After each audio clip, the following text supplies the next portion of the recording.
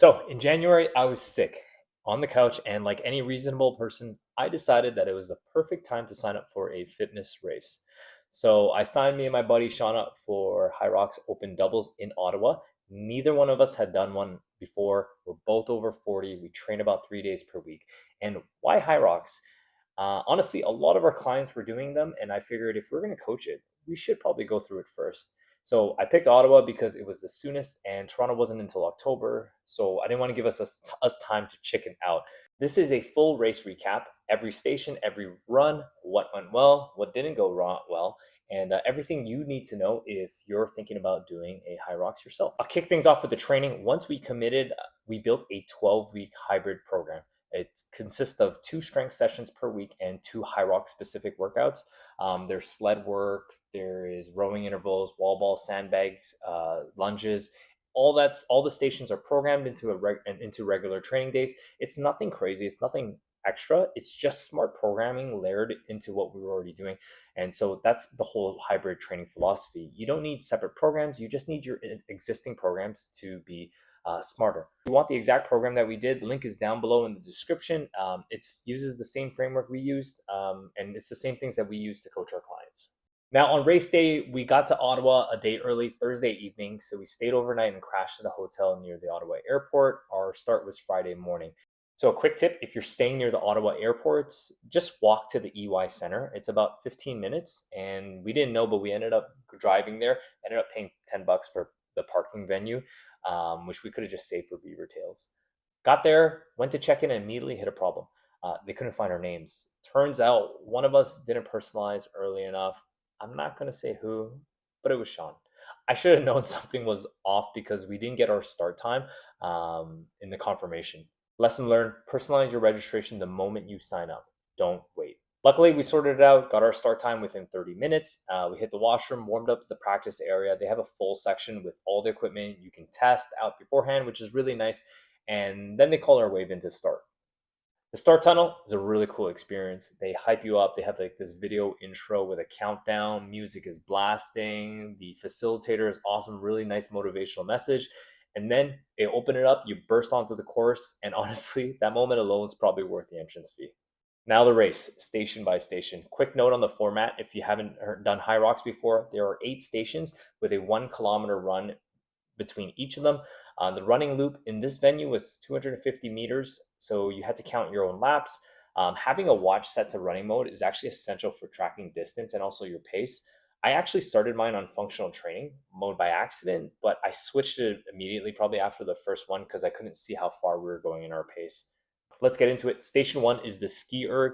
This one felt great. I was fresh off the run and the start tunnel, and I went hard. I must have pulled like at least a 130 pace, which then we switched every 250 meters. This one got us warmed up nicely, and we came out feeling good, probably a little too good. In run 2, was feeling pretty good, but once we hit the sled push, that was probably the reality check. Now, I trained sled push during the program, but I didn't think I loaded it and heavy enough during training. The carpet surface at the venue made it really difficult to push and a lot harder than I expected. The sled, it would slip. I could see the carpet crimping a little bit and stutter instead of gliding. There's 4 laps, but we switched every lap. So here's a takeaway. If you're training for Hyrox, load that sled up heavier than you think you need to. The competition surface is probably going to be different from the one you train in at the gym floor. Coming out the sled push, my calves started to cramp. Not a full lockup, but enough to notice. And that's when the race really got real. So you got to think about it. You're 2 stations in and your body's already sending you warning signals. So here's a lesson. Don't neglect the calf work in your training and stay on top of your electrolytes early, because once you start cramping, it's a little too late. Start sipping electrolytes as early as possible. We had a friend cheering us on the whole event, which honestly helped more than I expected, because she was our cheerleader at every single station, cheering us on. And it's basically free energy. Now on to run 3, station 3. The run was hard after the sled push. Don't get me wrong. We kind of slowed down a little bit. So by the time we got to the sled pull, it was actually a nice little break. Pulling was actually easier for me than pushing, and the technique is more about rhythm, more than just brute force. And one thing to watch out, you want to keep your rope in your own lane. If it drips into the next station over, you could probably get a penalty. Also, do not step outside your box. There's 4 laps. We just switched every single lap. Into run 4, into station 4, we started run walking by this time just to get our heart rate down and keeping it manageable, which was probably a smart move. The burpees themselves, now I felt fresh for these, so and being shorter, it actually helped. So lower to the ground, I got a quicker turnaround. So I took on most of the stations so Sean could recover and bank some of that energy. He jumped for a few, but I was in my groove, so I took off. Now, there's an important rule I learned the hard way. Your hands have to stay within 30 centimeters of your feet on the way down. I was reaching way too forward and got yelled at by a judge. So if you mess up your form, they just make you go back and redo the rep. It's a time killer and probably a momentum killer. So I encourage you practice your proper form and technique during training so you don't lose those reps on race day. See, now having done so much on the burpee broad jumps, coming out, my heart rate was through the roof. And this is where the transition zones become important. There's water, there's electrolytes, there's even Red Bull available between stations. So my tip is walk through the transitions and drink. Try not to waste your time standing around and don't sprint through it either. Just use it as active recovery. Now on to run number 5 in station 5, which is the rowing. I started the run hot from the burpees, but the run walk strategy really saved us again. On the rower, I jumped on and I felt really good. So I pulled 750 meters. Sean jumped in, did 250 and I brought us home. Looking back, we probably could have done just one clean switch instead of two, because the transitions do cost you time. But for your first Hyrox though, the extra rest between switches is probably worth it mentally.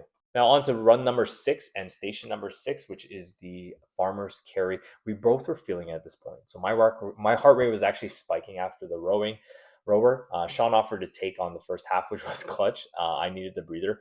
I goofed around a bit while he carried, then picked up for the back half. The farmer's carry isn't technically hard, but when your grip is fatigued from rowing and sled pull, it hits different. You just got to keep moving throughout it all. Now into run 7 and station 7, which is the sandbag lunges. The first thing, the sandbags, they stink. They're soaked in everybody's sweat and they clearly don't wipe them down in between waves. Just prepare yourself mentally for that. We switched for a bit in the middle and I took over the last section to bring us home. Nothing fancy. It's just a grind to get through it. Now, after the run, it felt surprisingly good. The lunges, they don't spike your heart rate the way rowing and burpees do. So that set us up for that last final push into the last station. So something important to note is that the entrance to the wall balls was in a completely different spot than you'd expect. So pay attention to the course markers. Also, for some reason, you can't run through the wall ball transition area. We almost got flagged for that. They just told us to slow down. Now, what's cool about the wall balls is they have a screen with a rep counter, which is really cool. It tells you if your reps are counted, if you didn't hit the target, or if you didn't go deep enough. Now, I thought it was an automatic thing, but there's actually a person behind you counting, and your partner standing in front of you actually has a view of it. So you have to keep track of it yourself. You can't rely on your partner to keep the count for you. I started us off at the first 50. Sean jumped in, but because he couldn't see the counter, a bunch of reps didn't register. Not deep enough, or maybe I missed the target. On his internal count, we should have been at 50, but the screen said otherwise. I took over, brought us to the real 50. He did another 20. I pushed us to 90, and then he took us home for the full 100. So the real lesson here is one person, when you're the person doing the wall balls, should be keeping track of the screen at all times. The counter's the truth. It's not your internal count. So on to the finish. We decided to run through the finish line. Final time was 1 hour, 29 minutes, 52 seconds. It was 284th out of 387 teams. But the number I really cared about was 30th in our age group, so the 40 to 44 age group. We actually got 0 penalties, and which honestly, I'm more proud of than the time. But let me break down the numbers because they tell an interesting story. Our best station, burpee broad jumps, 2 minutes and 37 seconds. We were 54th out of 387. So that put us in the top 34%. So being short finally paid off. We were also solid on the ski erg and sandbag lunges, all top 50%. Where we got crushed, it was the sled push, 2 minutes and 46 seconds. We were 370th out of 387, almost dead last. That carpet surface really destroyed us, and that's the station I train completely differently for next time. So heavier loads, just make sure we train on, understand that there's going to be different surfaces. The wall balls hurt us too, 531, bottom 10%, and that counter issue costed us time. Lastly, the running. 53 minutes total. We were the bottom 10%. A run walk kept our heart rate manageable, but it does show up on the data. If we want to improve our time, running is going to be the biggest lever. But here's the thing though, our workout time was about 27:56, which was the top 70%. So the stations weren't the problem. It was the running and that one bad sled push that were. That's actually good news because running is probably the easiest thing to improve. Post-race, there's tons of recovery tools too, tons of photo ops, a great atmosphere. The whole event is really well organized. And they don't give you a medal for the open division, but you do get this finisher patch, which I think is honestly cooler. So here are some tips I'm going to give you for your first Hyrox. So if you're thinking about it, here's what I tell you. Number one, personalize your registration immediately. Do not wait. We almost didn't race because of this. Two, if the venue is near the hotel, just walk. Don't pay for parking if you don't have to. Three, train the sled push heavier than you think. This competition surface is different from your gym. Four, set your watch to running mode before the start. So this way you could track your own laps and know your pace. Five, use the transition zones. Walk, drink, recover, don't waste them. Number six, on the wall balls, the thrower watches the screen. Your partner can't see it, so don't rely on internal counting. Seven, burpee broad jumps have a 30-centimeter hand placement rule, so your hands have to stay close to your feet on the way down, or they'll make you redo the rep. Practice the proper form before race day. 8, start your electrolytes early. Don't wait for cramps. My calves started to seize after the sled push. By then, it's too late. 9, do doubles as your first one. It's way more fun, way more forgiving, and you'll actually want to do it again.